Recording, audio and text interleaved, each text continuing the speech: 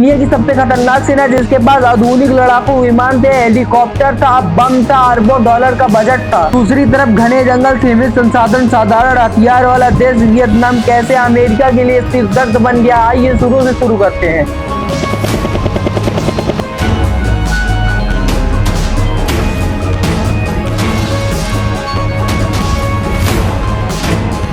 Vietnam दक्षिण पूर्व Asia में स्थित एक देश है। यह तेजी से बढ़ती अर्थव्यवस्था माना जाता है। एक समय यह लगातार युद्धों में घिरा हुआ था, चीन का दबदबा था। कभी विदेशी साम्राज्यों ने इसे नियंत्रित करने की कोशिश की तो कभी चाइना ने की, लेकिन वियतनाम के लोगों में एक चीज हमेशा से थी, आजादी की इच्छा। 1800 में वियतनाम पर फ्रांस का नियंत्रण बढ़ने लगा। धीरे धीरे पूरा वियतनाम फ्रांसीसी उपनिवेश बन गया। वियतनाम के लोगों को अपने ही देश में दूसरे दर्जे का नागरिक महसूस कराया गया। यहीं से विरोध शुरू हुआ, लोगों में स्वतंत्रता की आग जलने लगी। फिर एक युवा वियतनामीज नेता दुनिया देखने निकला। इस युवा का नाम था हो ची मिन्ह। उन्होंने कई देश की यात्रा की और देखा कैसे बड़ी ताकतें छोटे देश पर कब्जा करती हैं। उन्होंने समझ लिया अगर वियतनाम को आजाद कराना है तो जनता को एकजुट होना होगा। धीरे धीरे उनके विचार पूरे वियतनाम में फैलने लगे। जनता संघर्ष की तैयारी कर रही थी। तभी वर्ल्ड वॉर 2 शुरू हुआ। जापान ने वियतनाम पर प्रभाव बढ़ाना शुरू कर दिया। अब वियतनाम फ्रांस और जापान दोनों के प्रभाव के बीच फंस गया। 1940 के दशक वियतनाम की स्थिति और भी ज्यादा खराब हो गई। एक तरफ फ्रांस था, दूसरी तरफ जापान भी आ गया, यानी वियतनाम के लोग दो बड़ी शक्तियों के दबाव में आ गए। फिर वर्ल्ड वॉर 2 खत्म हो गया, जापान हार गया। जापान की सेना वियतनाम से हटने लगी। इस स्थिति को देखकर वियतनाम के लोगों को लगा